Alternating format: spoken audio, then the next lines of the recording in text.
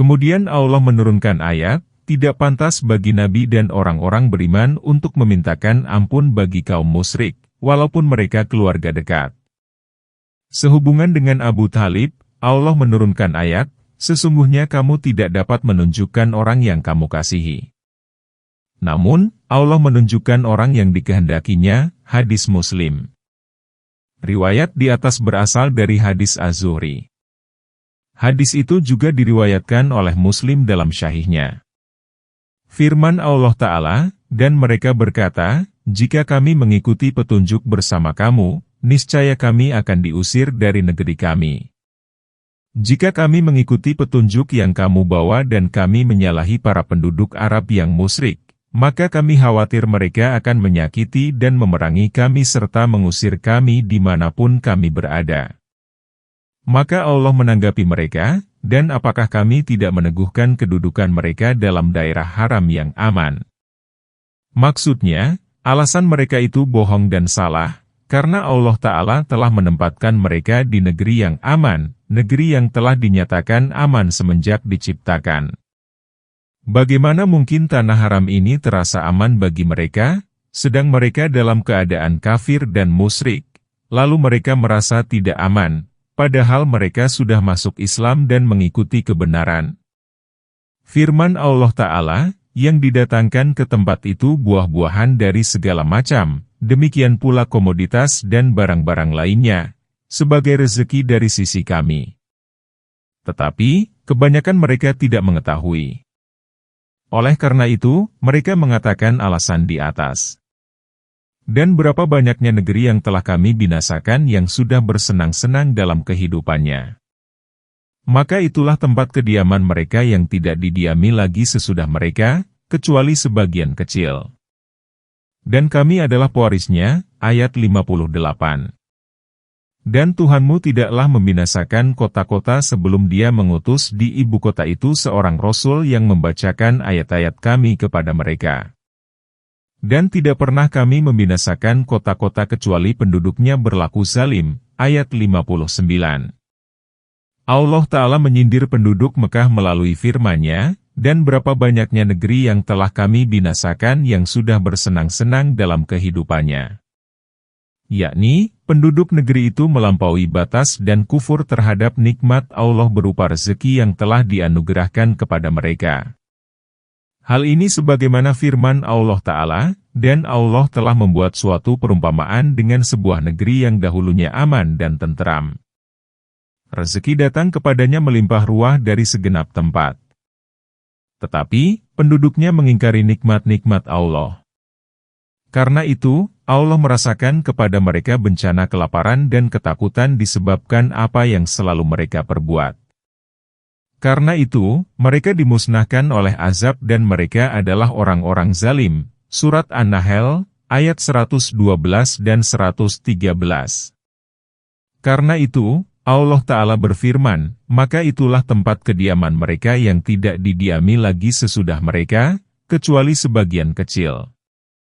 Yakni, rumah mereka telah hancur. Maka yang tampak olehmu hanyalah tempatnya saja. Dan kami adalah pewarisnya. Negeri itu musnah. Tidak ada seorang pun di sana. Firman Allah Ta'ala, dan Tuhanmu tidaklah membinasakan kota-kota sebelum Dia mengutus di ibu kota itu seorang Rasul, yang menegakkan alasan kepada mereka dengan kebenaran yang telah diturunkan Allah kepadanya. Sehubungan dengan firman Allah Ta'ala, sebelum Dia mengutus di ibu kota itu seorang Rasul, ada yang menafsirkan bahwa yang dimaksud dengan kota itu adalah kota Mekah. Firman Allah Ta'ala, yang membacakan ayat-ayat kami kepada mereka. Penggalan ini menunjukkan bahwa Nabi Muhammad merupakan utusan bagi penduduk seluruh negeri, baik orang Arab maupun orang asing. Penunjukan tersebut disempurnakan dengan firman Allah Ta'ala, tidak ada suatu negeri yang durhaka melainkan kami membinasakannya sebelum hari kiamat atau kami azab dengan azab yang sangat keras. Allah menetapkan pengutusan Nabi yang ummi ini mencakup seluruh negeri. Dalam Syahihain ditegaskan bahwa Rasulullah bersabda, "Aku diutus kepada bangsa kulit merah dan hitam." Karena itu, kenabian dan kerasulan ditutup oleh beliau. Maka, tidak ada lagi nabi dan rasul sesudah beliau. Syariatnya tetap berlaku hingga hari kiamat. Dan apa saja yang diberikan kepadamu, maka itu merupakan kenikmatan hidup duniawi dan perhiasannya, sedang apa yang ada di sisi Allah adalah lebih baik dan lebih kekal. Maka apakah kamu tidak memahami? Ayat 60.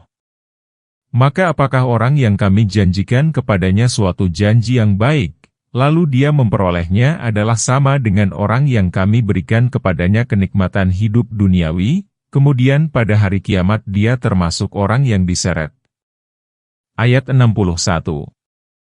Allah Ta'ala memberitahukan kehinaan dunia dan segala kepalsuan yang terdapat di dalamnya jika dibandingkan dengan kenikmatan abadi yang disediakan Allah bagi hamba-hambanya yang soleh di negeri akhirat.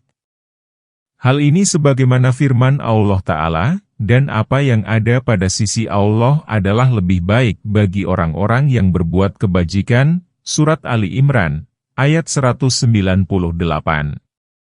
Rasulullah bersabda, "Demi Allah, tiadalah kehidupan dunia dibandingkan dengan akhirat hanyalah seperti kamu memasukkan jarimu ke dalam laut dan lihatlah air yang terbawa oleh jari itu." Firman Allah Ta'ala, maka apakah kamu tidak memahami? Apakah mereka tidak mengerti, lalu mengutamakan akhirat daripada dunia? Firman Allah Ta'ala, maka apakah orang yang kami janjikan kepadanya suatu janji yang baik, lalu dia memperolehnya adalah sama dengan orang yang kami berikan kepadanya kenikmatan hidup duniawi, kemudian pada hari kiamat dia termasuk orang yang diseret? Apakah orang yang beriman dan membenarkan pahala yang dijanjikan Allah atas amal soleh adalah sama dengan orang yang kafir dan mendustakan pertemuan dengan Allah, janjinya, dan ancamannya, sedang dia bergelimang kenikmatan dalam kehidupan dunia? Tidaklah sama. Kemudian dia pada hari kiamat termasuk orang-orang yang diazab. Dan ingatlah hari pada saat Allah menyeru mereka seraya berkata, "Di manakah sekutu-sekutuku yang dahulu kamu katakan?" Ayat 62. Berkatalah orang-orang yang telah tetap hukuman atas mereka, "Ya Tuhan kami, mereka inilah orang-orang yang kami sesatkan itu. Kami telah menyesatkan mereka sebagaimana kami sesat. Kami menyatakan berlepas diri dari mereka kepadamu. Mereka sekali-kali tidak menyembah kami." Ayat 63. Dikatakan, "Serulah olehmu sekutu-sekutumu." Lalu mereka menyerunya. Maka sekutu-sekutu itu tidak menanggapi mereka. Mereka melihat azab. Mereka berkeinginan kiranya mereka dahulu menerima petunjuk. Ayat 64. Dan ingatlah pada saat Allah menyeru mereka seraya berkata, "Apakah jawabanmu kepada para rasul?" Ayat 65. Maka gelaplah bagi mereka segala macam alasan pada hari itu. Karena itu, mereka tidak saling bertanya. Ayat 66. Adapun orang yang bertobat, beriman, dan mengerjakan amal soleh, maka mudah-mudahan dia termasuk orang-orang yang beruntung. Ayat 67. Allah Ta'ala memberitahukan cacian yang ditujukan kepada kaum kafir yang musyrik pada hari kiamat. Allah Ta'ala menyeru mereka dan berfirman, "Di manakah sekutu-sekutuku yang dahulu kamu katakan?"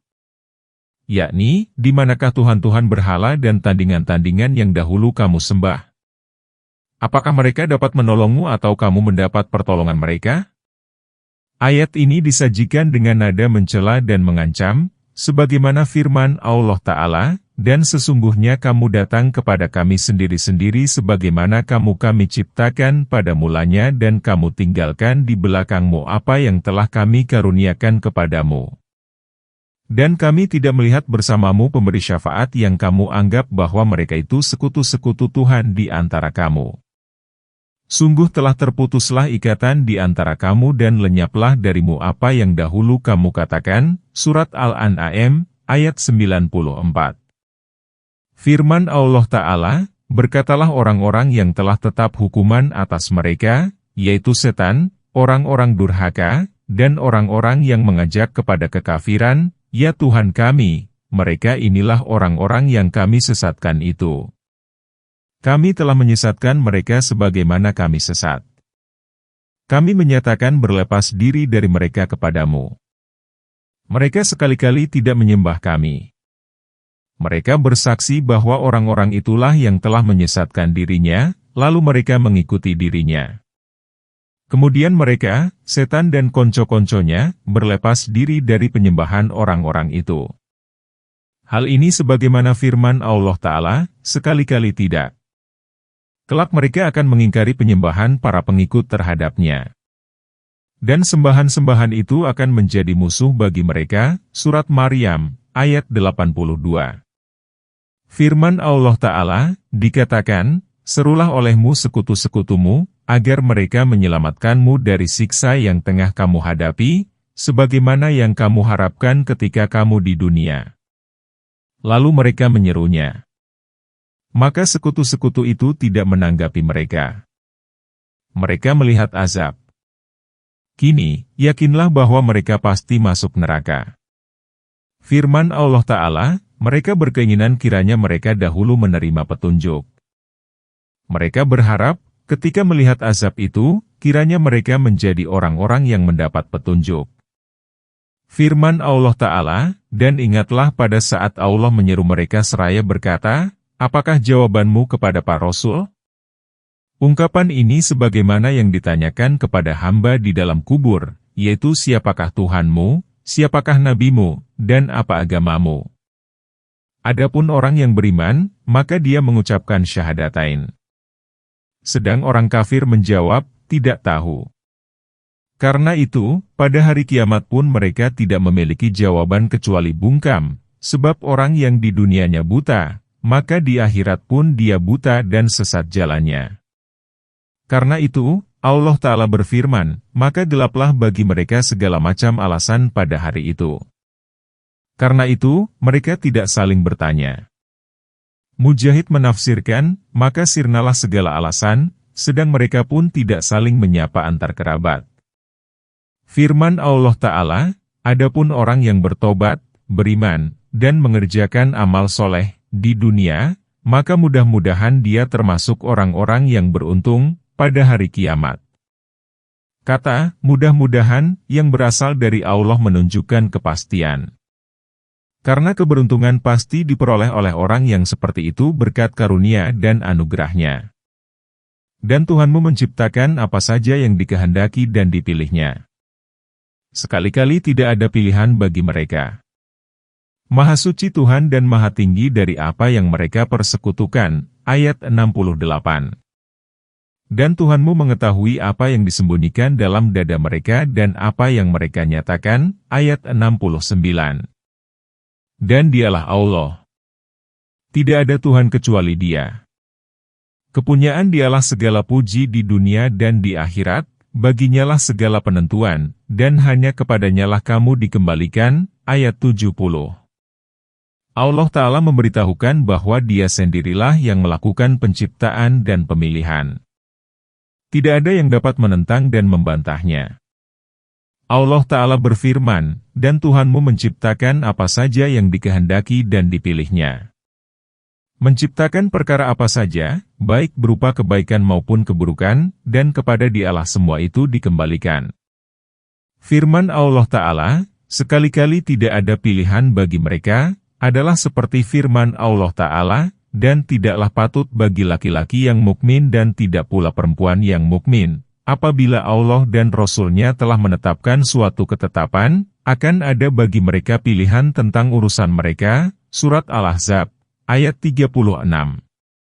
Firman Allah Ta'ala, Maha suci Tuhan dan maha tinggi dari apa yang mereka persekutukan, berupa berhala-berhala yang tidak dapat menciptakan dan memilih apapun. Kemudian Allah Ta'ala berfirman, dan Tuhanmu mengetahui apa yang disembunyikan dada mereka dan apa yang mereka nyatakan. Allah mengetahui segala rahasia dan kesamaran yang disembunyikan serta segala kejelasan yang ditampakkan oleh seluruh makhluk. Firman Allah Ta'ala, dan Dialah Allah. Tidak ada Tuhan kecuali Dia. Dialah sendiri yang berhak menyandang ketuhanan. Maka tiada sembahan kecuali Dia, sebagaimana tidak ada Rab kecuali Dia. Kepunyaan Dialah segala puji di dunia dan di akhirat, dalam segala hal yang dilakukannya. Dialah yang terpuji karena keadilan dan hukum-Nya. Dan kepunyaan Dialah segala keputusan. Tiada yang dapat membantah-Nya karena keperkasaan, dominasi, hukum, dan kasih sayang-Nya.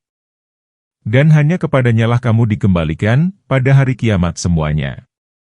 Maka setiap orang dibalas sesuai dengan amalnya, apakah amal itu baik maupun buruk. Tidak ada satu amal mereka pun yang tersamar baginya. Katakanlah, terangkanlah kepadaku, jika Allah menjadikan untukmu malam dengan abadi hingga hari kiamat, siapakah Tuhan selain Allah yang akan mendatangkan sinar terang kepadamu? Maka apakah kamu tidak mendengar? Ayat 71. Katakanlah, terangkanlah kepadaku, jika Allah menjadikan untukmu siang dengan abadi hingga hari kiamat, siapakah Tuhan selain Allah yang akan mendatangkan malam kepadamu yang kamu beristirahat padanya? Maka apakah kamu tidak memperhatikan? Ayat 72. Dan karena rahmat-Nya, Dia jadikan untukmu malam dan siang supaya kamu beristirahat pada malam itu dan supaya kamu mencari dari sebagian karunia-Nya serta agar kamu bersyukur kepada-Nya. Ayat 73. Allah mengingatkan hamba-hambanya akan malam dan siang yang telah ditaklukkannya bagi mereka. Tidak ada kestabilan tanpa siang dan malam. Dia menjelaskan bahwa apabila Dia menjadikan malam untuk selamanya, niscaya hal itu membahayakan mereka dan membuat mereka bosan. Karena itu, Allah Ta'ala berfirman, siapakah Tuhan selain Allah yang akan mendatangkan sinar terang kepadamu, sehingga kamu dapat melihat dan merasa tidak terasing? Maka apakah kamu tidak mendengar? Demikian pula jika Allah menjadikan siang untuk selamanya, niscaya hal itu membahayakan mereka dan menghambat mereka untuk melakukan aktivitas dan pekerjaan. Karena itu, Allah Ta'ala berfirman, siapakah Tuhan selain Allah yang akan mendatangkan malam kepadamu yang kamu beristirahat padanya, dari berbagai aktivitas dan kesibukanmu? Maka apakah kamu tidak memperhatikan? Dan karena rahmat-Nya terhadapmu, Dia menjadikan untukmu malam dan siang supaya kamu beristirahat pada malam itu dan supaya kamu mencari dari sebagian karunia-Nya, pada siang hari, serta agar kamu bersyukur kepada-Nya, yakni agar kamu bersyukur kepada Allah dengan melakukan berbagai penghambaan dan ketaatan baik siang maupun malam. Lalu siapa saja yang tidak sempat beribadah pada salah satunya, maka dia melakukannya pada waktu yang lainnya. Hal ini sebagaimana firman Allah Ta'ala, Dialah yang telah menjadikan malam dan siang secara bergantian bagi orang yang hendak mengambil pelajaran atau bersyukur. Surat Al-Furqan, ayat 62. Ayat-ayat yang berkenaan dengan hal ini banyak dijumpai. Dan ingatlah pada saat Allah menyeru mereka, seraya berkata, di manakah sekutu-sekutuku yang dahulu kamu katakan? Ayat 74. Dan kami datangkan dari tiap-tiap umat seorang saksi, lalu kami berkata, tunjukkanlah bukti kebenaranmu. Maka tahulah mereka bahwasanya yang hak itu kepunyaan Allah dan lenyaplah dari mereka apa yang dahulu mereka ada-adakan. Ayat 75. Ini adalah seruan kedua dari Allah yang bernada mencela orang yang menyembah Tuhan lain bersama Allah. Allah Ta'ala menyeru mereka dengan tegas, di manakah sekutu-sekutuku yang dahulu kamu katakan, ketika di dunia? Dan kami datangkan dari tiap-tiap umat seorang saksi, yakni utusan, lalu kami berkata, tunjukkanlah bukti kebenaranmu, yang menunjukkan kesahihan pengakuanmu soal kemusyrikan. Maka tahulah mereka bahwasanya yang hak itu kepunyaan Allah. Yakni tidak ada Tuhan melainkan Dia. Maka mereka pun bungkam, dan lenyaplah dari mereka apa yang dahulu mereka ada-adakan. Semuanya lenyap dan tidak bermanfaat bagi mereka. Sesungguhnya Qarun termasuk kaum Musa. Dia berlaku aniaya terhadap mereka. Dan kami telah menganugerahkan kepadanya perbendaharaan harta yang kunci-kuncinya sungguh berat dipikul oleh sejumlah orang yang kuat-kuat. Ingatlah ketika kaumnya berkata kepadanya, janganlah kamu terlalu bangga. Sesungguhnya Allah tidak menyukai orang-orang yang membanggakan diri. Ayat 76. Dan carilah dari apa yang telah dianugerahkan Allah kepadamu negeri akhirat dan janganlah kamu melupakan bagianmu dari dunia dan berbuat baiklah sebagaimana Allah telah berbuat baik kepadamu. Dan janganlah kamu berbuat kerusakan di bumi. Sesungguhnya Allah tidak menyukai orang-orang yang berbuat kerusakan. Ayat 77. Firman Allah, sesungguhnya Korun termasuk kaum Musa. Korun adalah anak paman Musa. Firman Allah Ta'ala, dan kami telah menganugerahkan kepadanya perbendaharaan harta yang kunci-kuncinya sungguh berat dipikul oleh sejumlah orang yang kuat-kuat, karena demikian banyak dan beratnya. Firman Allah Ta'ala, ingatlah ketika kaumnya berkata kepadanya, janganlah kamu terlalu bangga. Sesungguhnya Allah tidak menyukai orang-orang yang membanggakan diri, yaitu orang-orang yang jahat dan sombong serta tidak bersyukur atas nikmat yang telah dianugerahkan Allah. Firman Allah Ta'ala, dan carilah dari apa yang telah dianugerahkan Allah kepadamu negeri akhirat dan janganlah kamu melupakan bagianmu dari dunia, seperti makanan, minuman, pakaian, istri, dan tempat tinggal yang telah diperbolehkan Allah. Karena kamu pun memiliki hak dari Allah, dirimu memiliki hak yang harus kamu berikan, keluargamu pun memiliki hak, dan tetangga juga mempunyai hak. Maka berikanlah hak kepada setiap pemiliknya. Dan berbuat baiklah sebagaimana Allah telah berbuat baik kepadamu. Berbuat baiklah kepada makhluknya sebagaimana Dia telah berbuat baik kepadamu. Dan janganlah kamu berbuat kerusakan di bumi. Janganlah berambisi akan sesuatu membuat kamu melakukan kerusakan di muka bumi dan berbuat jahat kepada makhluk Allah. Sesungguhnya Allah tidak menyukai orang-orang yang berbuat kerusakan. Korun berkata, sesungguhnya aku hanya diberi harta itu karena pengetahuan yang ada pada diriku. Dan apakah dia tidak mengetahui bahwasanya Allah sungguh telah membinasakan umat-umat sebelumnya yang lebih kuat daripadanya dan lebih banyak mengumpulkan harta? Dan tidaklah perlu ditanya kepada orang-orang yang berdosa itu tentang dosa-dosa mereka. Ayat 78. Allah Ta'ala memberitahukan jawaban Korun kepada kaumnya tatkala mereka menasihati dan menunjukkannya kepada kebaikan, sesungguhnya aku hanya diberi harta itu karena pengetahuan yang ada pada diriku.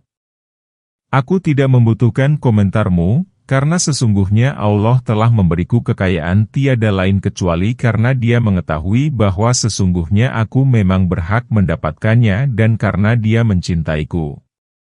Penggalan itu asalnya kira-kira, aku diberi harta karena pengetahuan Allah atas diriku bahwa aku layak menerimanya. Hal ini sebagaimana firman Allah Ta'ala, apabila manusia ditimpa kemudaratan, maka dia berdoa kepada kami. Dan apabila kami memberinya kenikmatan, maka dia berkata, sesungguhnya aku diberi harta karena pengetahuan. Surat Az-Zumar, ayat 49. Yakni, karena pengetahuan Allah atas diriku bahwa aku layak menerimanya. Kemudian Allah membantah anggapan mereka bahwa harta itu sebagai wujud perhatian dan kasih sayang Allah kepada dirinya, dan apakah dia tidak mengetahui bahwasanya Allah sungguh telah membinasakan umat-umat sebelumnya yang lebih kuat daripadanya dan lebih banyak mengumpulkan harta. Sungguh banyak orang yang lebih banyak lagi hartanya, namun hal itu bukan karena kecintaanku kepadanya. Walaupun begitu, sungguh aku telah membinasakan mereka karena mereka tidak bersyukur dan karena kekafiran mereka. Karena itu, Dia berfirman, dan tidaklah perlu ditanya kepada orang-orang yang berdosa itu tentang dosa-dosa mereka, karena terlalu banyak. Maka keluarlah Korun kepada kaumnya dalam kemegahannya. Berkatalah orang yang menghendaki kehidupan dunia, moga-moga kiranya kita memiliki seperti apa yang telah diberikan kepada Korun. Sesungguhnya dia benar-benar memiliki keberuntungan yang besar. Ayat 79. Berkatalah orang-orang yang dianugerahi ilmu, kecelakaan yang besarlah bagimu. Pahala dari Allah adalah lebih baik bagi orang-orang yang beriman dan beramal soleh. Dan tidaklah diperoleh pahala itu kecuali oleh orang-orang yang sabar. ayat 80. Pada suatu hari, Korun keluar rumah dengan mengenakan baju kebesaran berikut perhiasan-perhiasannya. Tatkala para pecinta dunia melihatnya, maka mereka berangan-angan kalaulah dirinya memiliki apa yang dimiliki Korun.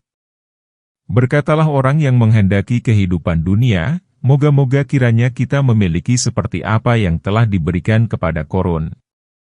Sesungguhnya dia benar-benar memiliki keberuntungan yang besar dan banyak. Kemudian orang-orang yang berilmu lagi bertakwa menanggapi, kecelakaan yang besarlah bagimu. Pahala dari Allah adalah lebih baik bagi orang-orang yang beriman dan beramal soleh. Yang dimaksud dengan pahala ialah surga yang belum terlihat mata, terdengar telinga, dan terbetik dalam hati manusia. Firman Allah Ta'ala, dan tidaklah diperoleh pahala itu kecuali oleh orang-orang yang sabar, menahan diri dari mencintai dunia, namun menggemari kehidupan akhirat. Maka kami benamkan Korun beserta rumahnya ke dalam bumi. Maka tidak ada baginya suatu golongan pun yang menolongnya dari azab Allah. Dan tiadalah dia termasuk orang-orang yang dapat membela diri. Ayat 81. Dan jadilah orang-orang yang kemarin mengangankan kehidupan dunia berkata, apakah kamu tidak melihat bahwa benarlah Allah itu melapangkan rezeki bagi siapa yang Dia kehendaki dari hamba-hambanya dan menyempitkannya? Kalau Allah tidak melimpahkan karunia-Nya atas kita, benar-benar Dia telah membenamkan kita pula. Apakah kamu tidak melihat bahwa tidaklah beruntung orang-orang yang mengingkari itu? Ayat 82. Setelah Allah Ta'ala menceritakan keangkuhan Korun yang mengenakan perhiasannya, kesombongannya kepada kaumnya, dan kezalimannya kepada mereka, maka semua itu diakhiri dengan pembenaman Korun berikut rumahnya ke dalam bumi. Hal ini pun ditegaskan dalam Sahih Bukhari, dari Salim, ayahnya menceritakan kepadanya bahwa Rasulullah bersabda, tatkala seseorang mengulurkan kainnya ke bawah, karena sombong, tiba-tiba ia terbenam ke dalam tanah dan terpuruk ke dalam bumi hingga hari kiamat, hadis Bukhari. Dikisahkan bahwa kebinasaan Korun adalah karena doa buruk yang dipanjatkan Musa untuknya. Para ulama berselisih mengenai penyebabnya. Diriwayatkan dari Ibnu Abbas dan As-Sidi, Korun menyuap seorang pelacur agar dia menuduh Musa telah meniduri dirinya. Pelacur itu pun melaksanakan. Musa gemetaran karena marah. Kemudian Musa menemui pelacur itu setelah sebelumnya sholat 2 rakaat dan memohon agar pelacur itu berkata dengan jujur. Akhirnya dia mengatakan bahwa orang yang mendorongnya berbuat demikian adalah Korun. Pelacur pun berkata, aku memohon ampun kepada Allah dan bertobat kepadanya. Lalu Musa tersungkur sambil bersujud kepada Allah dan meminta keputusan kepada Allah mengenai Korun. Kemudian, Allah menurunkan wahyu kepada Musa bahwa bumi telah diperintahkan Allah untuk mematuhi Musa. Kemudian Musa menyuruh bumi agar menelan Korun berikut rumahnya. Maka terjadilah peristiwa itu. Maka tidak ada baginya suatu golongan pun yang menolongnya dari azab Allah. Tidaklah berguna harta, kekuatan, pelayan, dan kawan-kawannya. Semua itu tidak dapat membelanya dari siksa Allah, azab, dan nestapa yang diturunkannya. Dia pun tidak dapat membela dirinya sendiri. Maka tiada yang dapat menolong baik dirinya maupun orang lain. Firman Allah Ta'ala, dan jadilah orang-orang yang kemarin mengangankan kehidupan dunia berkata.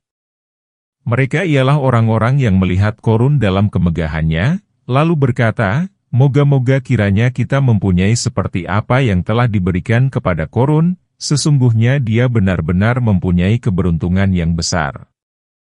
Setelah Korun ditelan bumi, maka mereka berkata, apakah kamu tidak melihat bahwa benarlah Allah itu melapangkan rezeki bagi siapa yang Dia kehendaki dari hamba-hambanya dan menyempitkannya? Yakni, harta bukanlah indikator keridaan Allah atas pemilik harta itu. Hal ini pun ditegaskan dalam hadis marfu, artinya hadis ini langsung disandarkan kepada Nabi, dari Ibnu Mas'ud, Allah membagikan akhlak di antara kamu sebagaimana Dia membagikan rezekimu. Sesungguhnya Allah memberi kekayaan baik kepada orang yang dicintainya maupun tidak. Namun, Dia hanya memberi keimanan kepada orang yang dicintainya. Firman Allah Ta'ala, kalau Allah tidak melimpahkan karunia-Nya atas kita, benar-benar Dia telah membenamkan kita pula, sebagaimana Dia telah membenamkan Qorun, karena menginginkan menjadi seperti Qorun. Apakah kamu tidak melihat bahwa tidaklah beruntung orang-orang yang mengingkari itu? Yang mereka maksud ialah bahwa Qorun adalah orang kafir, dan kaum kafir itu tidak akan bahagia di sisi Allah baik di dunia maupun di akhirat. Para ulama ahli Nahwu berselisih mengenai makna waika'ana. Namun, pendapat yang paling kuat menyatakan bahwa kata itu berarti, apakah kamu tidak melihat bahwa, demikianlah menurut Ibnu Jarir. Kami menjadikan negeri akhirat itu bagi orang-orang yang tidak ingin menyombongkan diri dan berbuat kerusakan di muka bumi. Dan kesudahan itu adalah bagi orang-orang yang bertakwa, ayat 83. Barang siapa yang datang dengan membawa kebaikan, maka baginya pahala yang lebih baik daripada kebaikan itu. Dan barang siapa yang datang dengan membawa kejahatan, maka tidaklah diberi pembalasan kepada orang-orang yang telah mengerjakan kejahatan itu melainkan seimbang dengan apa yang dahulu mereka kerjakan, ayat 84.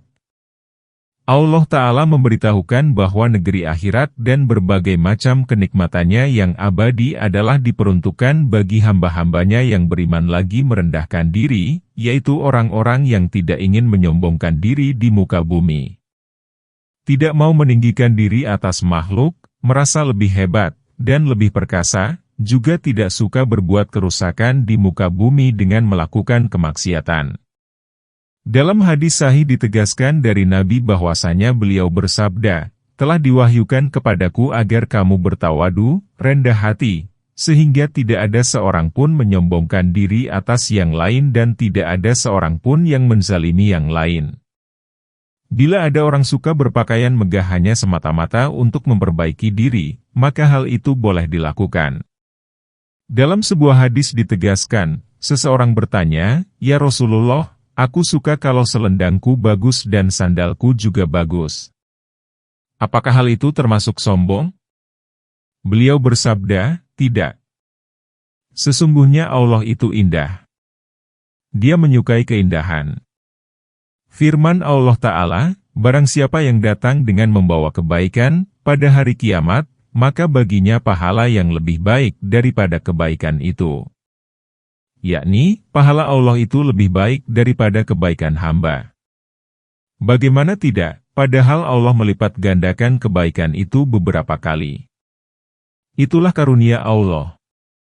Kemudian Dia berfirman, dan barang siapa yang datang dengan membawa keburukan, maka tidaklah diberi pembalasan kepada orang-orang yang telah mengerjakan kejahatan itu melainkan seimbang dengan apa yang dahulu mereka kerjakan. Hal ini sebagaimana firman Allah, dan barang siapa yang membawa keburukan, maka disungkurkanlah wajahnya ke neraka. Tidaklah kamu dibalas kecuali sesuai dengan apa yang telah kamu kerjakan, Surat An-Naml, ayat 90, hal ini berkenaan dengan karunia dan keadilan Allah. Sesungguhnya yang mewajibkanmu menyampaikan Al-Quran adalah benar-benar akan mengembalikanmu ke tempat kembali. Katakanlah, Tuhanku mengetahui orang yang membawa petunjuk dan orang yang dalam kesesatan yang nyata, ayat 85. Dan kamu tidak pernah mengharap agar Al-Quran diturunkan kepadamu, namun karena rahmat yang besar dari Tuhanmu. Karena itu, jangan sekali-kali kamu menjadi penolong bagi orang-orang kafir, ayat 86. Dan jangan sekali-kali mereka dapat menghalangimu dari ayat-ayat Allah, sesudah ayat-ayat itu diturunkan kepadamu. Dan serulah mereka kepada Tuhanmu dan jangan sekali-kali kamu termasuk orang-orang yang mempersekutukan Tuhan, ayat 87. Janganlah kamu sembah di samping Allah, Tuhan apapun yang lain. Tidak ada Tuhan melainkan Dia. Tiap-tiap sesuatu pasti binasa, kecuali Allah. Baginyalah segala penentuan dan hanya kepadanyalah kamu dikembalikan, ayat 88. Allah Ta'ala menyuruh Rasulullah menyampaikan risalah dan membacakan Al-Quran kepada manusia. Allah pun memberitahukan bahwa Dia akan mengembalikannya kepada hari kebangkitan, yaitu hari kiamat, lalu dia akan meminta pertanggungjawaban terhadap pemeliharaan tugas kenabiannya. Karena itu, dia berfirman, sesungguhnya yang mewajibkanmu menyampaikan Al-Quran, yang mewajibkan kepadamu agar menyampaikannya kepada manusia, adalah benar-benar akan mengembalikanmu ke tempat kembali, yaitu kepada hari kiamat. Lalu dia menanyaimu mengenai hal itu.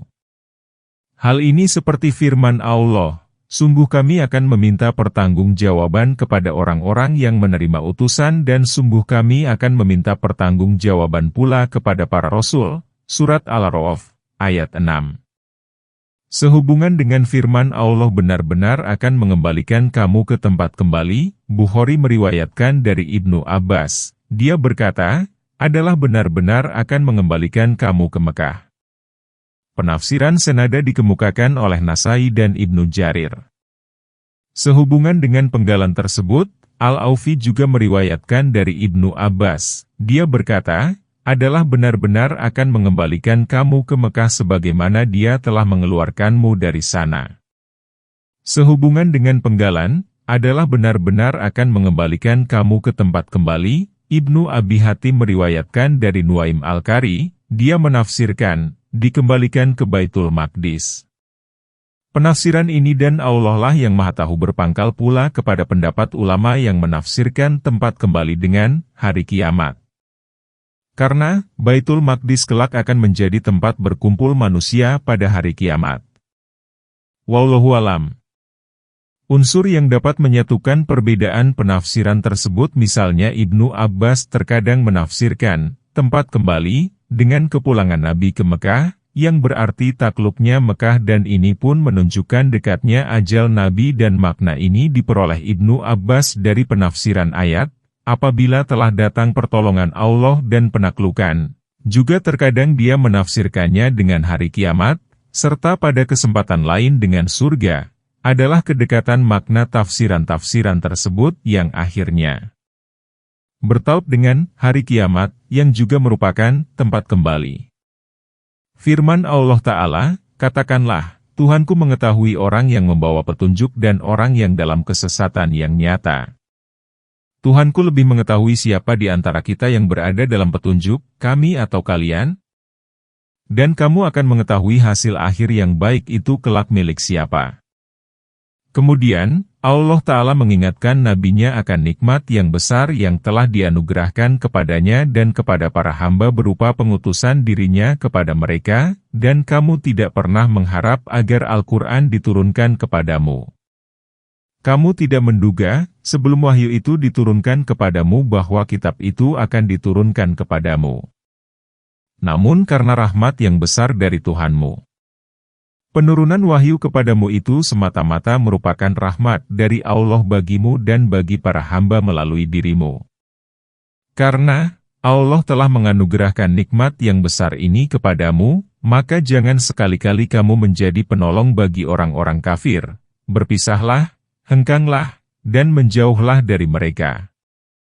Dan jangan sekali-kali mereka dapat menghalangimu dari ayat-ayat Allah, sesudah ayat-ayat itu diturunkan kepadamu. Kamu jangan terpengaruh oleh keberpalingan manusia dari jalanmu. Jangan hiraukan mereka karena Allah lah yang akan meninggikan kalimatmu, menguatkan agamamu, dan memenangkannya atas agama-agama lain. Karena itu, Dia berfirman, dan serulah mereka kepada Tuhanmu. Ajaklah mereka untuk menyembah Dia yang Maha Esa, tiada sekutu baginya. Dan jangan sekali-kali kamu termasuk orang-orang yang mempersekutukan Tuhan. Firman Allah Ta'ala, janganlah kamu sembah di samping Allah, Tuhan apapun yang lain. Tidak ada Tuhan melainkan Dia. Ketuhanan itu tidak layak diberikan kecuali kepada Dia. Firman Allah Ta'ala, tiap-tiap sesuatu pasti binasa, kecuali Allah. Merupakan pemberitahuan bahwa Dialah yang kekal dan abadi, baka, yang maha hidup, yang maha mengurus, dan yang tidak mati. Dalam ayat ini zat Allah diungkapkan dengan wajah. Maksudnya, segala perkara itu akan binasa kecuali Dia. Segala zat itu akan fana dan sirna kecuali zat Allah yang maha tinggi dan maha suci. Karena dialah yang permulaan, yang akhir, yang ada sebelum segala perkara ada, dan yang ada setelah segala perkara tiada. Firman Allah Ta'ala, baginyalah segala penentuan. Kepunyaan Allah lah kerajaan dan pengelolaan segala sesuatu. Tidak ada yang dapat membantah hukumnya. Dan hanya kepadanyalah kamu dikembalikan pada hari kiamatmu, lalu Dia membalasmu sesuai dengan amalmu.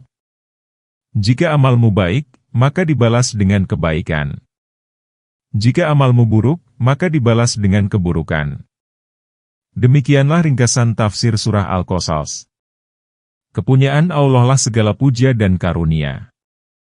Surah ke-29, Al-Ankabut. Surah Makkiyah, 69 ayat, ayat 1-11 adalah surah Madaniyah, diturunkan setelah surah Ar-Rum. Dengan nama Allah yang Maha Pemurah dan Maha Pengasih. Alif Lam Mim, ayat 1. Apakah manusia itu menduga bahwa mereka dibiarkan saja mengatakan, kami telah beriman, sedang mereka tidak diuji lagi? Ayat 2. Dan sesungguhnya kami telah menguji orang-orang yang sebelum mereka.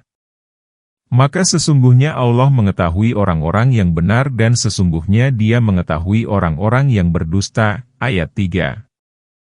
Ataukah orang-orang yang mengerjakan kejahatan itu mengira bahwa mereka akan luput dari azab kami? Amatlah buruk apa yang mereka tetapkan itu. Ayat 4. Barang siapa yang mengharap pertemuan dengan Allah, maka sesungguhnya saat yang dijanjikan Allah itu pasti datang. Dialah yang Maha mendengar lagi Maha mengetahui. Ayat 5. Dan barang siapa yang berjihad, maka sesungguhnya jihadnya itu adalah untuk dirinya sendiri. Sesungguhnya Allah benar-benar tidak membutuhkan semesta alam. Ayat 6. Dan orang-orang yang beriman dan beramal soleh benar-benar akan kami hapuskan dari mereka dosa-dosa mereka dan benar-benar akan kami beri mereka balasan yang lebih baik dari apa yang mereka kerjakan. Ayat 7. Pembicaraan mengenai huruf yang terputus-putus telah dikemukakan pada permulaan surah Al-Baqarah. Firman Allah Ta'ala, apakah manusia itu menduga bahwa mereka dibiarkan saja mengatakan, kami telah beriman, sedang mereka tidak diuji lagi. Maksudnya, sesungguhnya Allah yang Maha Suci lagi Maha Tinggi pasti akan menguji hamba-hambanya yang beriman selaras dengan keimanan mereka. Dalam sebuah hadis sahih ditegaskan, manusia yang paling berat cobaannya ialah para nabi, kemudian orang-orang saleh, kemudian manusia di bawahnya, lalu yang di bawahnya lagi. Seseorang menerima cobaan selaras dengan agamanya. Jika agamanya kuat, maka ditambahlah cobaan untuknya. Ayat tersebut seperti firman Allah Ta'ala, apakah kamu mengira bahwa kamu akan masuk surga, padahal belum nyata bagi Allah orang-orang yang berjihad di antara kamu dan belum nyata orang-orang yang sabar. Surat Ali Imran, ayat 142. Karena itu, di dalam surah ini Allah berfirman, dan sesungguhnya kami telah menguji orang-orang yang sebelum mereka. Maka sesungguhnya Allah mengetahui orang-orang yang benar dan sesungguhnya Dia mengetahui orang-orang yang berdusta. Yakni, orang-orang yang membuktikan pengakuan keimanannya dan orang yang berdusta dalam perkataan dan pengakuannya. Allah Ta'ala mengetahui apa yang sudah dan akan terjadi serta apa yang tidak akan terjadi jika sesuatu terjadi. Pernyataan ini telah disepakati kebenarannya oleh para imam Ahlus Sunnah wal Jamaah.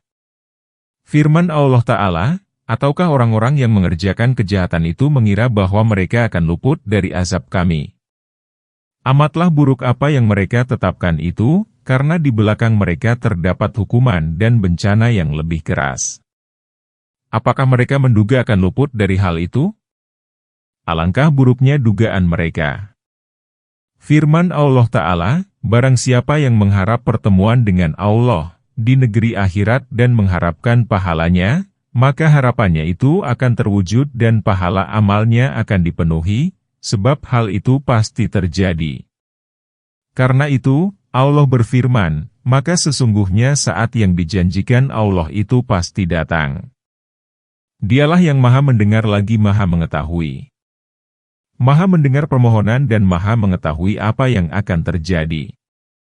Firman Allah Ta'ala, dan barang siapa yang berjihad, maka sesungguhnya jihadnya itu adalah untuk dirinya sendiri. Adalah seperti firman Allah Ta'ala, barang siapa yang beramal soleh, maka bagi keuntungan dirinya, Surat Fussilat, ayat 46. Yakni, akan berpulang kepada dirinya karena Allah tidak membutuhkan perbuatan hamba. Jika seseorang memiliki hati yang sangat takwa di seantero manusia, maka hal itu tidak akan menambah kekuasaannya sedikitpun. Karena itu, dia berfirman, sesungguhnya Allah benar-benar tidak membutuhkan semesta alam. Hasan Basri berkata, hal itu seperti seseorang yang berjihad namun tidak pernah menebaskan pedang. Orang yang menyuruh sesuatu tidak berarti dia membutuhkan sesuatu itu. Kemudian Allah Ta'ala berfirman, dan orang-orang yang beriman dan beramal soleh benar-benar akan kami hapuskan dari mereka dosa-dosa mereka dan benar-benar akan kami beri mereka balasan yang lebih baik dari apa yang mereka kerjakan. Walaupun Allah tidak memerlukan semesta alam, Dia tetap membalas orang-orang mukmin yang soleh dengan balasan yang baik, menghapus kesalahan-kesalahannya dengan aneka amal baiknya lalu Dia menerima sedikit kebaikan, dan mengganjarnya hingga 700 kali lipat, sementara keburukan dibalas dengan keburukan sejenis, atau dimaafkan. Dan kami perintahkan kepada manusia berbuat baik kepada ibu dan bapaknya. Dan jika keduanya memaksamu untuk mempersekutukan aku dengan sesuatu yang tidak ada pengetahuanmu tentang itu, maka janganlah kamu mengikuti keduanya. Hanya kepada akulah kembalimu, lalu aku kabarkan kepadamu apa yang telah kamu kerjakan, ayat 8. Dan orang-orang yang beriman dan mengerjakan amal soleh benar-benar akan kami masukkan mereka ke dalam golongan orang-orang yang saleh, ayat 9. Allah Ta'ala menyuruh hamba-hambanya agar berbuat baik kepada kedua orang tua, setelah Dia mendorong mereka berpegang teguh kepada ketauhidan, karena keduanya merupakan sarana bagi keberadaan manusia. Karena itu, keduanya berhak menerima kebaikan yang sempurna dari anak, kebaikan kepada ayah dengan memberinya belanja, sedangkan kepada ibu dengan kasih sayang. Walaupun ada perintah berbuat baik kepada keduanya, Allah berfirman, dan jika keduanya memaksamu untuk mempersekutukan aku dengan sesuatu yang tidak ada pengetahuanmu tentang itu, maka janganlah kamu mengikuti keduanya. Jika keduanya memaksamu agar mengikuti agama keduanya yang musyrik, maka janganlah kamu menaatinya, karena tempat kembalimu pada hari kiamat adalah kepadaku, lalu aku membalas kebaikanmu kepada keduanya dan kesabaranmu dalam memegang teguh agamamu. Aku akan mengumpulkanmu ke dalam golongan orang-orang yang saleh, bukan ke dalam golongan kedua orang tuamu.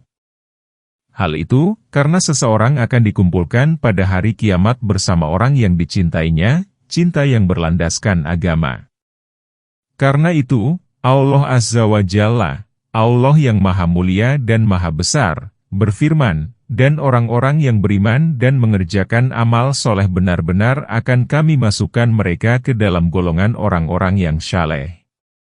Tirmidzi meriwayatkan dari Samak bin Harb, dia berkata bahwa ia mendengar Musyab bin Sa'ad menceritakan riwayat dari ayahnya, sang ayah berkata, telah diturunkan 4 ayat berkenaan dengan diriku. Kemudian dia menuturkan kisahnya, Ummu Sa'ad berkata, bukankah Allah menyuruhmu berbuat baik? Demi Allah, aku tidak akan menyantap makanan dan meneguk minuman sampai aku mati sebelum kamu kafir. Sa'ad berkata, jika keluarga ingin memberinya makan, maka mereka membuka mulut Ummu Sa'ad dengan paksa. Kemudian diturunkanlah ayat ini, dan kami perintahkan kepada manusia berbuat baik kepada ibu dan bapaknya.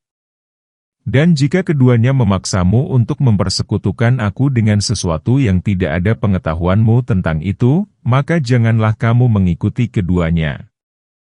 Hadis tersebut diriwayatkan oleh Ahmad, Muslim, Abu Dawud, Nasai, dan Tirmidzi. Tirmidzi berkata, hadis ini hasan lagi sahih. Dan di antara manusia ada orang yang berkata, kami beriman kepada Allah. Maka apabila dia disakiti karena Allah, dia memandang fitnah manusia itu sebagai azab Allah. Dan sungguh jika datang pertolongan dari Tuhanmu, mereka pasti akan berkata, sesungguhnya kami adalah bersamamu. Bukankah Allah lebih mengetahui apa yang ada dalam dada semua manusia? Ayat 10. Dan sesungguhnya Allah benar-benar mengetahui orang-orang yang beriman. Dan Dia mengetahui orang-orang yang munafik. Ayat 11.